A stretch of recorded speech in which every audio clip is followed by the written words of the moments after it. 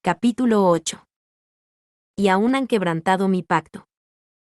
El pecado de Acán. Josué 7:10-13. Y Jehová dijo a Josué: Levántate, ¿por qué te postras así sobre tu rostro?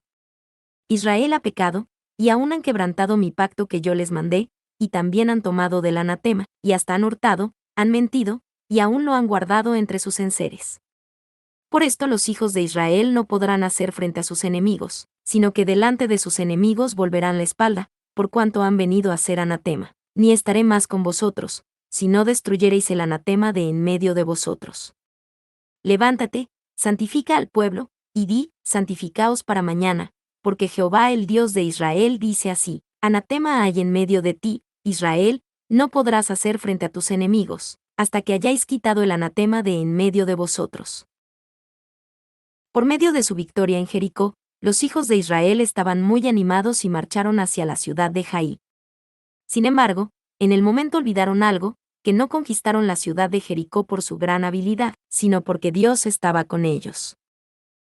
Posteriormente, cuando atacaron la ciudad de Jaí, no tendrían que haberlo hecho confiando solo en su opinión personal, sino que debían haber aprendido la voluntad de Dios primero. Pero debido a que Jaí era una ciudad pequeña, simplemente confiaron en su propia fuerza y habilidad. La derrota en Jaí. Los mensajeros que exploraron la ciudad de Jaí le dijeron a Josué: no suba todo el pueblo, sino suban como 2000 o 3000 hombres, y tomarán a Jaí, no fatigues a todo el pueblo yendo allí, porque son pocos. Ya que conquistaron a la impenetrable Jericó con facilidad, pensaron que Jaí no sería ningún problema para ellos. Por supuesto que, si se hubiese tratado de un asunto difícil como la conquista de Jericó, habrían consultado a Dios primero, pero pensaron que podían conquistar la ciudad de Jaí solo con sus propias fuerzas. Fue aquí donde Josué cometió un error muy grave. Sin tratar de conocer la voluntad de Dios, él tomó una decisión tras escuchar únicamente el reporte de los mensajeros. Cuando cruzaron el río Jordán y conquistaron Jericó, ellos escucharon a Dios, mas esta vez Josué solo escuchó a los hombres. En base al reporte de los mensajeros, solo 3000 hombres subieron a la batalla en la que Israel fue derrotado brutalmente. Fueron perseguidos por el pueblo de Jaí y 37 de ellos murieron en la lucha. Pensaron que Dios estaba con ellos y que ciertamente ganarían, pero solo sufrieron bajas sin llegar a conquistar la pequeña ciudad de Jaí. Esto les causó un gran impacto. No fue sencillamente una derrota, sino un gran problema porque Dios ya no estaba con ellos. Es por eso que en Josué 7:5 leemos: y los de Jaí mataron de ellos a unos 36 hombres, y los siguieron desde la puerta hasta Sebarim, y los derrotaron en la bajada, por lo cual el corazón del pueblo desfalleció y vino a ser como agua. El solo hecho de que los israelitas cruzaron el río Jordán y conquistaron la ciudad de Jericó no significaba que la conquista de Canaán estaba completa. En las continuas batallas que iban a seguir, tenían que estar en alerta y recibir la ayuda de Dios. Por lo general, incluso en este mundo, cuando la gente hace algo grandioso, actúan discretamente con firme determinación en el principio, pero una vez que superan ciertas situaciones difíciles, sus mentes se tornan más relajadas, se vuelven perezosos u orgullosos, y finalmente fracasan. La razón por la que los israelitas pudieron cruzar el río Jordán y conquistar la fuerte ciudad de Jericó tan fácilmente no fue porque tenían grandes habilidades, sino porque Dios estaba con ellos. Ellos se olvidaron de esto y fueron derrotados en la batalla contra la pequeña ciudad de Jaí. El pecado de Acán.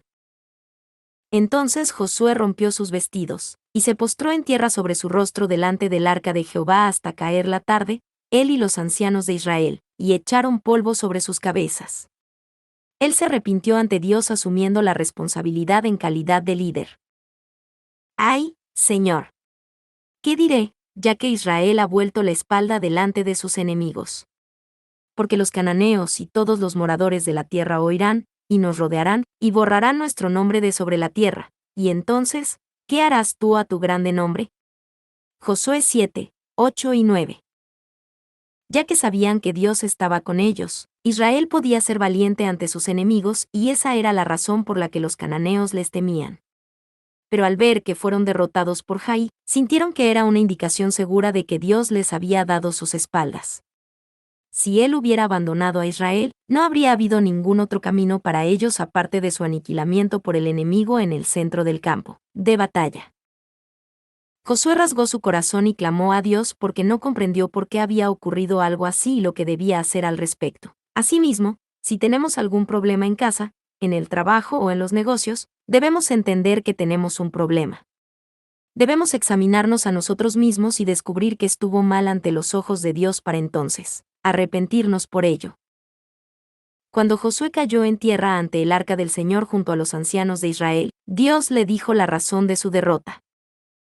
Dios les dijo a los israelitas que ofrecieran a Dios todo lo que habían obtenido en Jericó, la primera ciudad que conquistaron, pero uno de los hijos de Israel desobedeció, Josué 7, 11 y 12. Dios les dijo también que no podría estar con ellos hasta que solucionaran este problema. En este caso, Dios no les dijo directamente quién era aquella persona, sino que les dijo que lo encontraran mediante un sistema de sorteo. Josué transmitió la orden de Dios al pueblo y les dijo que se santificaran a sí mismos. Ya era un poco tarde porque ya habían perdido una batalla, pero aún así debían alejarse y solucionar el problema del pecado entre los hijos de Israel. Levántate, santifica al pueblo, y di, santificaos para mañana, porque Jehová el Dios de Israel dice así: Anatema hay en medio de ti, Israel, no podrás hacer frente a tus enemigos, hasta que hayáis quitado el anatema de en medio de vosotros. Josué 7, 13. A la mañana siguiente, cuando echaron suertes entre todas las tribus de Israel, la tribu de Judá fue la elegida. Luego, entre la tribu de Judá fue elegida la familia de Sere, y entre ellos fue elegido Zabdi. Finalmente salió elegido Acán entre los varones de Zabdi. La probabilidad de ser elegido por la suerte era la misma para todos. Si echamos suertes entre 100 personas, la probabilidad de ser elegido es de 1 en 100. Pero Dios seleccionó con exactitud a este hombre, Acán, quien pecó de entre un par de millones de personas. Proverbios 16, 33 dice: La suerte se echa en el regazo, mas de Jehová es la decisión de ella. Esto no fue coincidencia, sino la obra de Dios mismo. Así, desde entonces, el pueblo de Israel a menudo echaba suerte cuando hacía algo en el nombre de Dios. Es decir, estos casos se dieron cuando estaban distribuyendo la tierra de Canaán, cuando Jonás enfrentó una gran tormenta mientras huía a Tarsis en desobediencia a la palabra de Dios y cuando seleccionaron al discípulo que sería reemplazo de Judas Iscariote, Josué 18, 10, Josué 19, 51, Jonás 1, 7, Hechos 1, 26. Tan solo al ver el proceso mediante el cual se reveló el pecado de Acán podemos entender una vez más que Dios conoce todo tan claramente y Él está en control de todas las cosas. Entonces Josué dijo a Acán: Hijo mío, da gloria a Jehová el Dios de Israel, y dale alabanza, y declárame ahora lo que has hecho, no me lo encubras. Josué 7, 19. Pues vi entre los despojos un manto babilónico muy bueno, y 200 siclos de plata, y un lingote de oro de peso de 50 siclos, lo cual codicié y tomé, y he aquí que está escondido bajo tierra en medio de mi tienda, y el dinero debajo de ello. Josué 7, 21. Acán fue seleccionado inevitablemente por el sorteo ordenado por Dios. Cuando Josué le pidió que dijera la verdad, él no pudo esconder lo que había hecho y confesó que había ocultado lo que había tomado en la tierra dentro de su tienda. Por medio de esto debemos recordar que Dios no estaba con la totalidad del pueblo de Israel por causa del pecado de una sola persona. En la segunda parte de Eclesiastés 9, 18, leemos: pero un pecador destruye mucho bien. Incluso hoy, a veces una organización entera debe asumir la responsabilidad por un mal acto cometido por uno solo de sus miembros. La corrupción de un funcionario público mancha el nombre de todos los funcionarios públicos. En el mundo militar, una unidad entera de soldados quizás reciba algún tipo de castigo como resultado de las malas acciones de una sola persona. Lo que Dios deseaba era la santificación completa de todo Israel, así como la obediencia total. Si una persona desobedecía, podía provocar que Dios abandonara todo Israel. Conquista de la ciudad de Jaí. Para resolver este problema, Israel debía destruir los rastros del pecado por completo y derribar el muro de pecado que se levantaba entre ellos y Dios. Josué les dijo que tomaran a Acán y el dinero, el manto, el lingote de oro, su familia, sus animales y todo cuanto tenía, y lo llevaron todo al valle de Acor. Y todos los israelitas los apedrearon, y los quemaron después de apedrearlos. Y levantaron sobre él un gran montón de piedras, que permanece hasta hoy, y por esto aquel lugar se llama el Valle de Acor, hasta hoy. Uno puede pensar que el castigo que se le dio por robar un manto, plata y oro es algo demasiado cruel. Pero en Éxodo 22 vemos cuál era el castigo por robar. Un ladrón debía compensar 2 veces más la cantidad de lo robado, o debía retribuir lo robado en 4 a 5 veces más según el objeto que había tomado. Pero en este caso el pecado de Acán no era el de un simple robo. Él robó lo que se había apartado exclusivamente para Dios. Esto implica que él no temía a Dios en absoluto, lo que significa que él tomó el nombre de Dios en vano y no creyó en él. Dios les dijo con detalle cómo atacar la ciudad de Jai únicamente después de que Israel solucionó el problema del pecado, Josué 8. La estrategia que Dios le dio a Israel fue en esencia que pretendieran que estaban siendo derrotados y que se retiraran mientras continuaban en la batalla, para que así pudieran sacar de la ciudad de Jai a la fuerza enemiga. Luego, otros soldados israelitas que estaban escondidos en una emboscada cerca de la ciudad iban a entrar por la ciudad, conquistarla y quemarla. Josué siguió las instrucciones de Dios. Tendió una emboscada con algunos soldados al oeste de la ciudad y dirigió a otros soldados a unirse a él para pelear al norte de la ciudad. Pronto empezaron la retirada. Ya que el pueblo de Jai ya había obtenido una victoria, no fueron lo suficientemente cuidadosos y dejaron las puertas de la ciudad abiertas para seguir a los soldados israelitas. En ese momento, Josué dio la señal extendiendo su jabalina, y los soldados que estaban en la emboscada se levantaron y fácilmente conquistaron la ciudad vacía. Los soldados de los dos grupos atacaron a los soldados de Jai y los destruyeron por completo. La lección en la conquista de Jai. Podemos aprender un par de cosas importantes en el proceso que involucró la conquista de la ciudad de Jai. La primera es que debemos conocer la voluntad de Dios en todo. Ellos no tendrían que haber pensado que 2 o 3 mil hombres eran suficientes porque se trataba de una ciudad pequeña, sino que debían haber preguntado a Dios lo que debían hacer. Hasta el momento que conquistaron todas las tierras de Canaán, tenían que pedir el poder de Dios con un corazón y una mente humilde. En esencia, cuando planificamos algo y tratamos de alcanzarlo, primero debemos escuchar la voz del Espíritu Santo y ser guiados por él a través de la oración ferviente para discernir la voluntad de Dios. Asimismo, para que podamos caminar con Dios, debemos abstenernos del pecado y la maldad por completo, y llegar a santificarnos. La razón por la que Israel perdió en Jai la primera vez no consistió en que ese pueblo era grande y fuerte, sino que Dios no estaba con ellos por causa del pecado de Acán. Únicamente después de quitar los pecados de Israel pudieron ganar con la ayuda de Dios. Uno de los errores comunes que cometen los hombres es que están tan interesados en alcanzar algunas obras de Dios, que a veces no disciernen la voluntad de Dios, que es lo más importante. En 1 de Tesalonicenses 4:3 leemos, pues la voluntad de Dios es vuestra santificación.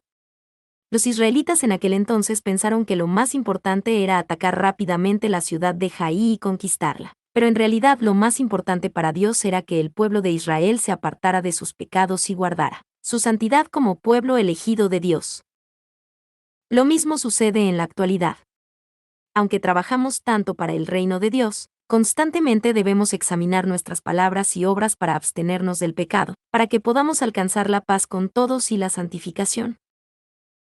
Únicamente cuando limpiamos nuestro corazón y recibimos la guía del Espíritu Santo para obedecer lo que Dios desea en verdad, podemos cosechar fruto bueno y abundante en todas las cosas y glorificar a Dios.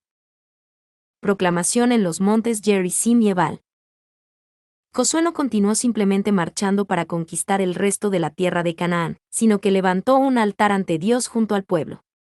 Esto fue parte de la última voluntad de Moisés. He aquí yo pongo hoy delante de vosotros la bendición y la maldición. La bendición, si oyereis los mandamientos de Jehová vuestro Dios, que yo os prescribo hoy, y la maldición, si no oyereis los mandamientos de Jehová vuestro Dios, y os apartareis del camino que yo os ordeno hoy, para ir en pos de dioses ajenos que no habéis conocido. Y cuando Jehová tu Dios te haya introducido en la tierra a la cual vas para tomarla, pondrás la bendición sobre el monte Gerizim, y la maldición sobre el monte Ebal, Deuteronomio 11, 26 al 29. Al centro de la tierra de Canaán había dos montes, uno llamado Gerizim y otro llamado Ebal. Moisés pidió a Josué que proclame los mandamientos de Dios a la gente una vez más en este lugar. Debido a que habían pasado por una derrota por causa del pecado de Acán, Josué posiblemente sintió una vez más la necesidad de enseñar al pueblo la ley de Dios que les había sido dada, por medio de Moisés. Josué construyó el altar, dividió el pueblo en dos y permitió que cada grupo se levantara ante los montes Gerizim y Ebal, y los levitas comenzaron a proclamar la ley de Dios en voz alta. Cuando se proclamaron las palabras de bendición, las personas de las tribus de Simeón, Leví, Judá, Isaacar, José y Benjamín, quienes estaban en el monte Gerizim, respondieron diciendo Amén, y respecto a las maldiciones, las personas de las tribus de Rubén, Gad, Aser, Zabulón, Dan y Neftalí respondieron diciendo Amén, en el monte Ebal. ¿Puede imaginar qué tipo de impacto tuvo esto en el corazón de los hijos de Israel? Millones de personas separadas en dos grupos, la ley de Dios proclamada solemnemente y el pueblo respondiendo Amén, tanto a las bendiciones como a las maldiciones. Los que asistieron a esta sosegada ceremonia probablemente recordaron los mandamientos de Dios y sintieron el deseo de no quebrantarlos jamás hasta el día de su muerte. En especial experimentaron de manera muy clara, por medio de la derrota en Jai, qué tipo de bendiciones y maldiciones podían experimentar en base a su obediencia o desobediencia a la palabra de Dios. Moisés les había enseñado la palabra de Dios muchas veces, y ahora Josué lo estaba haciendo una vez más. Sin embargo, Dios lo hizo de manera tan dramática para que el pueblo pudiera guardar la ley en lo profundo del corazón. No podemos exagerar la importancia de la ley de Dios. Aunque aprendieron la ley de Dios una y otra vez, a veces abandonaban a Dios y cometían pecados. En consecuencia, sufrían hambres, guerras y supresión de otros países. Una y otra vez se arrepentían y buscaban a Dios en tiempos de dificultad, pero cuando tenían paz, quebrantaban la ley otra vez. No obstante, si recibimos la solución a nuestros problemas y habitamos en el pecado otra vez, la Biblia nos dice que sufriremos algo aún peor que antes. Luego de que Jesús sanara a un paralítico, Él le dijo que no siguiera pecando. Juan 5, 14. Segunda de Pedro 2, 20 dice también, ciertamente, si habiéndose ellos escapado de las contaminaciones del mundo, por el conocimiento del Señor y Salvador Jesucristo, enredándose otra vez en ellas son vencidos, su postrer estado viene a ser peor que el primero. Lo que Dios anhela de sus hijos no es que crean forzosamente solo para evitar sufrimientos o calamidades, sino que quiere que los hijos verdaderos que entienden el corazón de Dios, guarden sus mandamientos con gozo y gratitud por su amor y que se santifiquen a sí mismos para asemejarse a Dios mismo.